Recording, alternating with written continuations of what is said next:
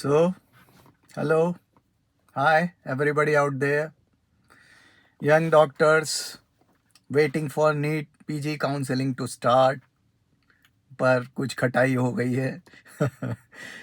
Anyways, तो आज का ये जो वीडियो है ये मैं मल्टीपल रिक्वेस्ट के रिस्पांस में बना रहा हूँ, जो बहुत सारे मेरे व्यूअर्स की तरफ से आए हैं कि मैं साइकेट्री पर कुछ क्लैरिटी दूँ, देने की कोशिश करूँ और साइकेट्री के बारे में कुछ बताऊँ.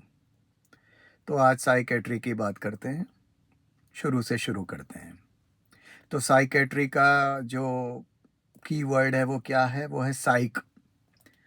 साइक का मतलब क्या है? Everything that is related to thoughts, understanding and behaviour. तो आप किस तरह से सोच रहे हैं वो, आप किस तरह से बिहेव कर रहे हैं वो, और आप कितना समझ पा रहे हैं वो, ये तीनों बातें जो है ये कवर होती है साइकेट्री के परव्यू में. इससे पहले समझिए, दो पैरेलल ब्रांचेस होती हैं. एक होती है साइकोलॉजी और एक होती है साइकेट्री. साइकोलॉजिस्ट जो होता है वो काउंसलिंग करता है. तो जब कोई आपकी काउंसलिंग करके मदद करने की कोशिश करता है तो वो होता है साइकोलॉजिस्ट. तरह तरह के साइकोलॉजिस्ट होते हैं. टर्मिनल पेशेंट्स के लिए साइकोलॉजिस्ट होते हैं, एडोलिसेंट बच्चों के लिए साइकोलॉजिस्ट होते हैं, इंडस्ट्रियल साइकोलॉजिस्ट होते हैं, और भी बहुत तरह के ब्रांचेस में साइकोलॉजिस्ट का इम्पोर्टेंट इन्वॉल्वमेंट होता है. तो साइकोलॉजिस्ट जो होते हैं वो भी वही काम करते हैं जो साइकेट्रिस्ट करते हैं, लेकिन वो केवल और केवल काउंसलिंग की लिमिट तक ये काम करते हैं. तो किसी को भी बिहेवियर में कोई चेंज है, किसी को थॉट प्रोसेस में कोई चेंज है, किसी को कुछ समझने में जो कोई कॉग्निटिव कैपेसिटीज़ में कोई चेंज है, तो इसको जब तक सलाह देकर सॉल्व किया जा सकता है इस इशू को, तब तक साइकोलॉजिस्ट वो काम करता है. साइकोलॉजिस्ट आप सबसे पहले आपकी प्रॉब्लम को सुनता है, फिर आपने सवालों से प्रॉब्लम को थोड़ा सा डीटेंगल करने की कोशिश करता है, और उसके बाद वो अपनी तरफ से सजेशन देता है कि आप ये करें, इस तरह से अपने बिहेवियर को मॉडिफाई करें तो उससे आपको फ़ायदा हो सकता है. तो जब तक काउंसलिंग होती है तब तक साइकोलॉजिस्ट होता है. The moment there is a need for medication, वहाँ पर एंट्री होती है साइकेट्रिस्ट की. तो यही तीनों प्रॉब्लम्स होती है, मतलब जिनकी रूट में यही तीनों होते हैं, थॉट्स, बिहेवियर और अंडरस्टैंडिंग.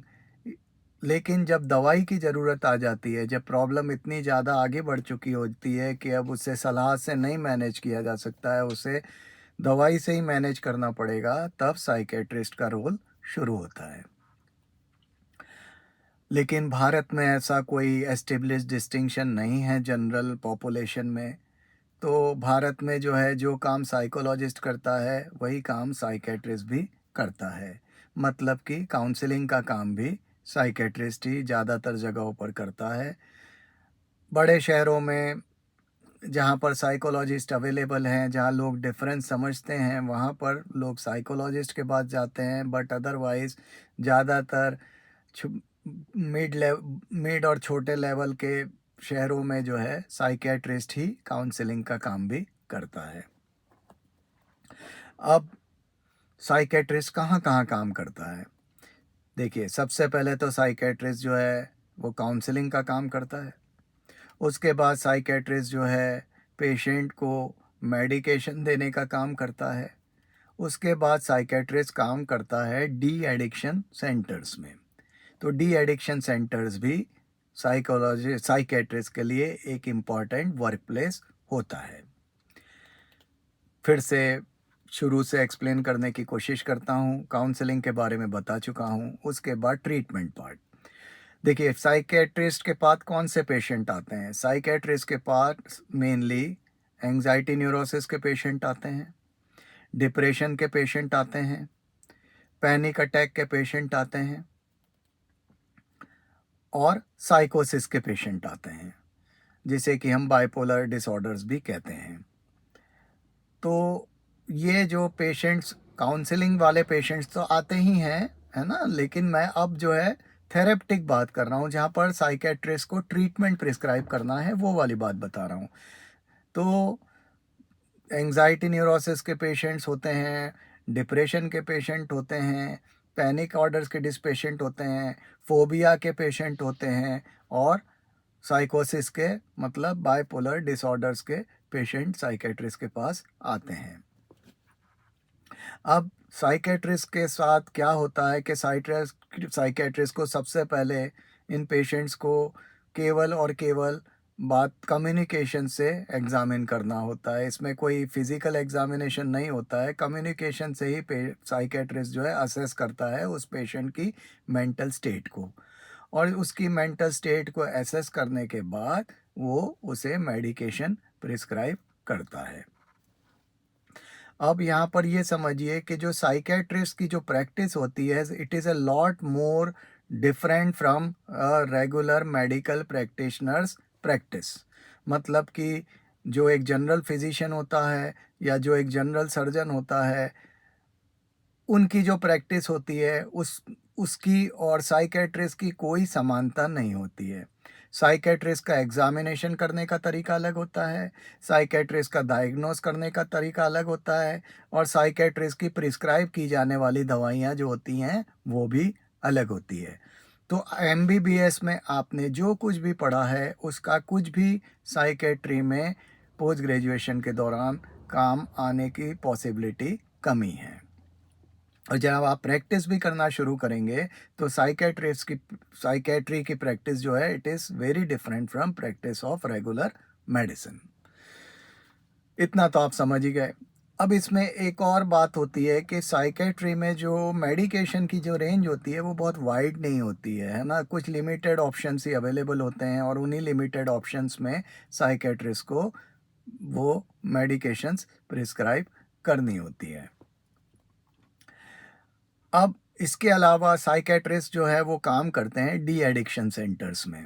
डी एडिक्शन सेंटर्स में अगेन उनका काम शुरू होता है काउंसलिंग से, और काउंसलिंग के बाद जो है उनका काम जो ये होता है कि वो पेशेंट को मतलब इंटरोगेट करते हैं, उसकी जो एडिक्शन की हिस्ट्री है वो निकालते हैं, उसको पेपर वर्क करते हैं, और उसके बाद उसको डी एडिक्शन के लिए लेते हैं। और डी एडिक्शन के लिए जब उसको लेते हैं तो उसके बाद जो उसे तरह तरह के विड्रॉल सिम्टम्स होते हैं उसका ट्रीटमेंट भी साइकेट्रिस्ट ही करते हैं। तो डी एडिक्शन सेंटर्स का एक इम्पोर्टेंट कंपोनेंट जो है वो साइकेट्रिस्ट होता है।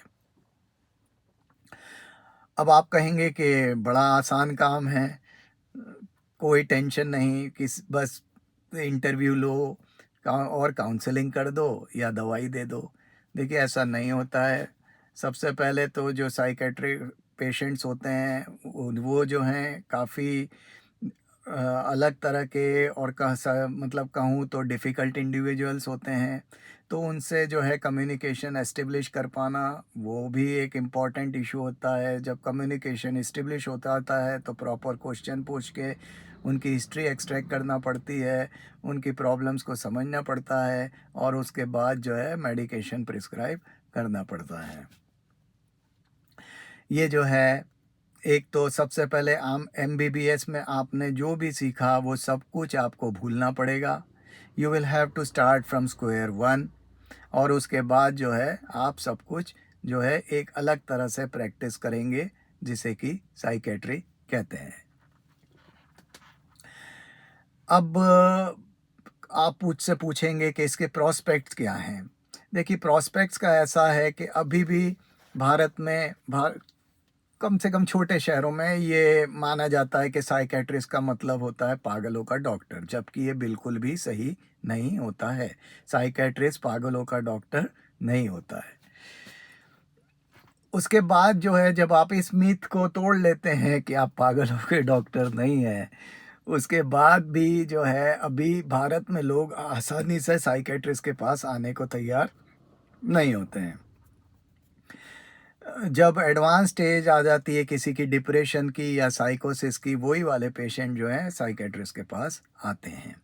लेकिन जो आप लोगों की जनरेशन है और जो आपके बाद की जनरेशन है, मतलब जो बच्चे आपके बाद जिन्होंने जन्म लिया है, जो मिलेनियल्स के बाद के बच्चे हैं, तो उनका जो बिहेवियर पैटर्न है, जो आपका सोशल मीडिया है, जो आपका मोबाइल है, जो आपकी ओटीटी है, जो आपका पढ़ाई में फोकस ना कर पाने का जो है स्थिति है, जो न्यूक्लियर फैमिलीज़ हैं, जो वर्किंग पेरेंट्स हैं, डिमांडिंग जॉब कंडीशंस हैं, टॉक्सिक पीपल हैं, ये सब को देखते हुए इस बात की काफ़ी ज़्यादा संभावना है और WHO ने भी ऐसा कहा है कि आने वाले समय में साइकेट्रिस्ट की ज़रूरत काफ़ी बढ़ जाएगी।